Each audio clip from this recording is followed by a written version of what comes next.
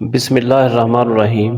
عزیز دوستو، کیا آپ جانتے ہیں کہ حضور نبی کریم صلی اللہ علیہ وآلہ وسلم کے اس دنیا میں تشریف لانے سے 1000 سال پہلے بھی ایک ایسا شخص موجود تھا جو آپ صلی اللہ علیہ وآلہ وسلم پر ایمان لا چکا تھا اور مسلمان تھا۔ جب اللہ تعالیٰ کی طرف سے حضور نبی کریم صلی اللہ علیہ وآلہ وسلم کو حکم ہوا کہ وہ مکہ سے مدینہ کی طرف ہجرت کر جائیں تو مدینہ کے لوگوں میں سے ہر کسی کی خواہش تھی کہ حضور نبی کریم صلی اللہ علیہ وآلہ وسلم ان کے مہمان بنے، لیکن آپ صلی اللہ علیہ وآلہ وسلم نے فرمایا کہ اونٹنی کی مہار چھوڑ دی جائے اور یہ جہاں بیٹھے گی میں ان کا ہی مہمان بنوں گا۔ چنانچہ اونٹنی حضرت ایوب انصاری رضی اللہ تعالیٰ عنہ کے گھر کے سامنے رکی۔ اس میں کیا حکمت تھی کہ حضور نبی کریم صلی اللہ علیہ وآلہ وسلم کو 1000 سال پہلے پیش آنے والے واقعہ کا سارا علم تھا۔ عزیز دوستو، آج کی اس ویڈیو میں آپ کے سامنے ایک ایسا واقعہ پیش کریں گے جس کو سننے کے بعد ایمان تازہ ہو جاتا ہے۔ آپ سے ریکویسٹ ہے کہ اس ویڈیو کو پورا سنیں۔ حضور نبی کریم صلی اللہ علیہ وآلہ وسلم سے 1000 سال پہلے یمن کا بادشاہ تبع خمیری تھا۔ ایک مرتبہ وہ اپنی سلطنت کے دورہ کو نکلا۔ 12,000 عالم اور حکیم اور 1,32,000 سوار، 1,13,000 پیادہ اپنے ہمراہ لیے ہوئے اس شان سے نکلا کہ جہاں بھی پہنچتا اس کی شان و شوکت اور شاہی دیکھ کر مخلوق خدا چاروں طرف سے نظارہ کرنے کے لیے جمع ہو جاتی۔ یہ بادشاہ جب دورہ کرتا ہوا مکہ معظمہ پہنچا تو اہل مکہ میں سے کوئی بھی اسے دیکھنے نہ آیا۔ بادشاہ بہت حیران ہوا اور اپنے وزیر اعظم سے اس کی وجہ پوچھی تو اس نے بتایا کہ اس شہر میں ایک گھر ہے جسے بیت اللہ کہتے ہیں۔ لوگ اس گھر کی اور اس کے خادموں کی بے حد تعظیم کرتے ہیں۔ اتنا آپ کا لشکر ہے، اس سے کہیں زیادہ دور دور سے اور نزدیک سے لوگ اس گھر کی زیارت کو آتے ہیں اور یہاں کے باشندوں کی خدمت کر کے چلے جاتے ہیں۔ پھر آپ کا لشکر ان کے خیالوں میں کیسے آئے؟ یہ سن کر بادشاہ کو غصہ آیا اور قسم کھا کر کہنے لگا کہ میں اس گھر کو کھدوا دوں گا اور یہاں کے باشندوں کو قتل کروا دوں گا۔ یہ کہنا تھا کہ بادشاہ کے ناک اور منہ اور آنکھوں سے خون بہنا شروع ہو گیا اور ایسا بدبودار مادہ بہنے لگا کہ اس کے پاس بیٹھنے کی بھی طاقت نہ رہی۔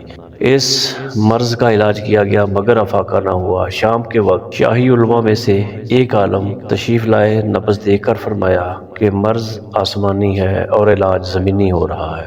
اے بادشاہ، اگر آپ نے کوئی بری نیت کی ہے تو فوراً اس سے توبہ کر لیں۔ بادشاہ نے دل ہی دل میں بیت اللہ شریف اور حرم کعبہ کے متعلق اپنے ارادے سے توبہ کی۔ توبہ کرتے ہی اس کا وہ خون اور مادہ بہنا بند ہو گیا اور وہ پھر صحت مند ہو گیا۔ خوشی میں اس نے بیت اللہ شریف کو ریشمی غلاف چڑھایا اور شہر کے ہر باشندے کو 7 اشرفیاں اور 7 ریشمی جوڑے نظر کیے۔ وہ بادشاہ پھر یہاں سے چل کر مدینہ منورہ پہنچا تو ہمراہی علماء نے جو قطب سماویہ کے عالم تھے وہاں کی مٹی کو سونگھا، کنکریوں کو دیکھا اور نبی آخر الزماں حضرت محمد مصطفیٰ صلی اللہ علیہ وآلہ وسلم کی ہجرت گاہ کی جو علامات انہوں نے پڑھی تھیں ان کے مطابق اس سرزمین کو پایا تو ہم عہد کر لیا کہ ہم یہاں ہی مر جائیں گے مگر اس سرزمین کو نہ چھوڑیں گے۔ اگر ہماری قسمت نے ساتھ دیا تو کبھی نہ کبھی حضور نبی کریم صلی اللہ علیہ وآلہ وسلم تشریف لائیں گے اور ہم بھی ان کی زیارت کا شرف حاصل کریں گے، ورنہ ہماری قبروں پر تو ضرور کبھی نہ کبھی ان کی جوتیوں کی مقدس خاک اڑ کر پڑ جائے گی جو ہماری نجات کے لیے کافی ہے۔ یہ بات سن کر بادشاہ نے ان عالموں کے لیے 400 مکانات بنوائے اور اس عظیم عالم ربانی کے مکان کے پاس حضور نبی کریم صلی اللہ علیہ وآلہ وسلم کی خاطر ایک 2 منزلہ عمدہ مکان تعمیر کروایا اور وصیت کر دی کہ جب حضور نبی کریم صلی اللہ علیہ وآلہ وسلم تشریف لائیں تو یہ مکان آپ کی آرام گاہ ہو۔